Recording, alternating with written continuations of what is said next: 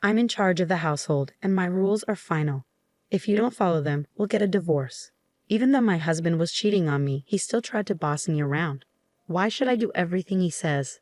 If that's how it's going to be, let's just get a divorce. I put all the loans in his name so he would see how much I contributed to our life together. My name is Belle. I'm 36 years old and work as a systems engineer. I've been married to my husband Derek for 6 years. We met through work because my company hired his company for some projects. When I was working for his company as a temp, he was very nice to me. We started hanging out outside of work, dated for a while, and then he proposed. I said yes. When I got married, I left my job at the company. Working as an engineer was very demanding and stressful, and the pay wasn't great. I was worried that if I kept working like that, I wouldn't have enough time for my husband, and our relationship would suffer. So I decided to become a freelancer. This way, I could have more time for household chores and to be with my husband. At first, freelancing didn't make much money, but I had engineering experience. Gradually, I got more clients and my income grew. I was surprised at how quickly things improved and was thankful for my husband's financial support during that time. I worked hard on housework, even though cooking wasn't my strong point. I used recipe books to try different meals to keep my husband happy. "Thanks for cooking and cleaning. It really helps me out," he said. His praise made me feel good. In the beginning, we respected each other and had a happy life. But after a few years, my husband suddenly suggested, "Isn't it time for us to get a new house?" Huh? A new house? I was shocked when my husband brought it up. He's not the type to save money. "Well, shouldn't we save a bit more first?" I asked. "What are you talking about? I earn a good income, don't I?" Yeah, but we haven't had any financial issues since we got married," I said, even though I wanted to mention that it was because of my income too. Although he gave me money for household expenses, he always used up his own allowance before payday. So I saved as much as I could from my own freelancing income and added it to our budget. That's how we managed to live comfortably without any financial problems. I was thankful for his income when we first got married, which is why I didn't tell him that my freelancing income had grown. I didn't want to hurt his feelings by revealing how much I was actually making. Even if I felt like we might have spent too much, our lifestyle hadn't changed. I realized my income had probably increased and wondered if my husband didn't fully understand his own finances. I was surprised by his excitement about building a new house, and I didn't know how to stop him. "What kind of house are you thinking of?" I asked, trying to find a way to build something affordable while considering his preferences. But he kept adding more and more features. "If we want to include all of these, the house will be very expensive," I said. "It's not a big deal. It's a once-in-a-lifetime purchase, and my income should cover it, right?" he replied. I was puzzled about how he came to that conclusion. I regretted not telling him about my increased income and decided it was time to do so to help him understand. "Derek, about the household expenses, I actually contribute a significant amount from my income too," I said. For some reason, he didn't believe me. "Come on, don't be so slow about this." "I'm not lying," I insisted. I wanted us to buy a more affordable house, but my husband didn't listen. He used his salary to take out a loan for a house that was stretching our budget. At first, I thought we were managing our money well, but over time, his spending got out of control. He started buying expensive clothes and watches and went out drinking every night with his colleagues. Even though he worked extra hours to cover these costs, his spending was hard to ignore. Despite all this, he was determined to build a house, and eventually he managed to do it. "Wow, this is a really nice house," I said. "A house is a clear sign of success, isn't it?" he said. He was right. The new house is amazing. It's spacious, beautiful, and comfortable. My workroom is bigger now, so I can fit a large desk and work more comfortably. This has made me more productive, and I'm thankful for that. But I'm still anxious about our monthly mortgage payments. My husband doesn't seem to understand that we're paying off a long-term loan every month. The house is in his name, but he tends to overspend, so his account is often empty. Because of this, I have to transfer my income into his account just to cover the mortgage. I'm getting frustrated with him, so one day, I decided to talk about it. "Don't you think you've been spending too much lately?" I asked. "I need you to think about things like the mortgage for the house," I said. My husband frowned and replied, "What are you talking about? We've been living normally since we bought the house." "If that's the case, then there's no problem. You're just stressing over small details. And isn't it because you manage your money poorly that you're short? That's not my issue. What? Wait a minute.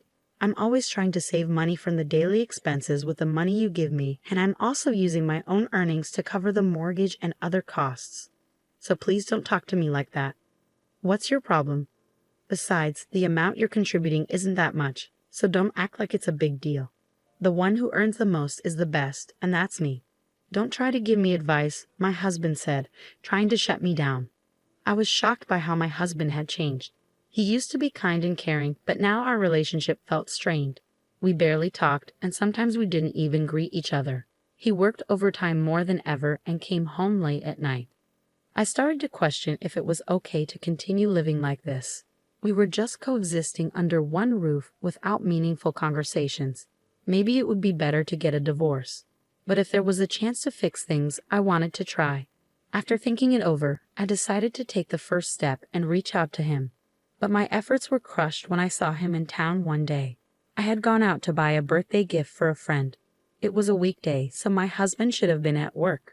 But instead, I saw him in town, dressed casually, walking with a young woman I didn't recognize. I was stunned and immediately thought he might be having an affair. To find out the truth, I hired a private investigator. After about 3 weeks, I got the results and went to the detective agency.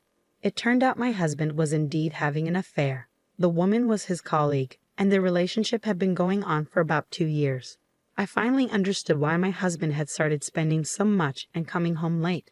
It was because he was having an affair. I was furious, especially after all the verbal abuse he had directed at me. He was the one being unfaithful. I felt foolish for trying to protect his feelings and our marriage. I decided to stop doubting and take action right away. When I rushed home, my husband was sitting on the sofa watching sports. I stood in front of the TV and laid out the evidence of his affair in front of him. "Explain this," I demanded. At first he looked surprised, but his expression quickly changed. "Oh, that's Meg. She's my new wife." "New wife? What are you talking about?" "Well, now that you know, there's no point in hiding it. Unfortunately, you're no longer needed." "What are you saying?" "Frankly, I don't need you in my life anymore. But Meg doesn't want to do housework, so you can stay and take care of that for her." "What? Are you out of your mind?" "I would never do that." When I said that, my husband's face turned red with anger. "I'm the breadwinner here, so my rules are final. If he can't follow them, then it's divorce." Even though he was having an affair, he was still trying to control me. Why should I listen to him? "Fine, let's get a divorce." "Huh? You had an affair, so we can't stay married. Let's just get a divorce." He was surprised but soon agreed. "Okay, but don't come crying to me later. But you need to help me change the names on the utility bills and the car loans we just took out." I changed all the loans into my husband's name and got divorced. He probably thought it was over, but for me, it was just the beginning. You should realize how much I supported you. The day after the divorce was finalized, I was already settling into my new apartment. Then, I got a bunch of calls from my ex-husband. Since he hadn't paid me any compensation yet, I hadn't blocked his number. When I answered, he sounded flustered and said he needed to talk. I reluctantly agreed to meet him at a cafe, but he showed up with his mistress. "Well, you two seem to be getting along. What's this about?" "Why didn't you tell me?" I asked. He looked upset and said, "Every month I'm getting hit with a huge amount for loans. Why are the food expenses, car loans, utilities, and everything else so high? What are you trying to do by leaving all that on me?" "I divorced you and moved out, so it's only fair." "I don't have any other intentions," I replied. "Shut up. This is fraud. I'll sue you," he said. My ex-husband and his mistress glared at me, holding each other's arms.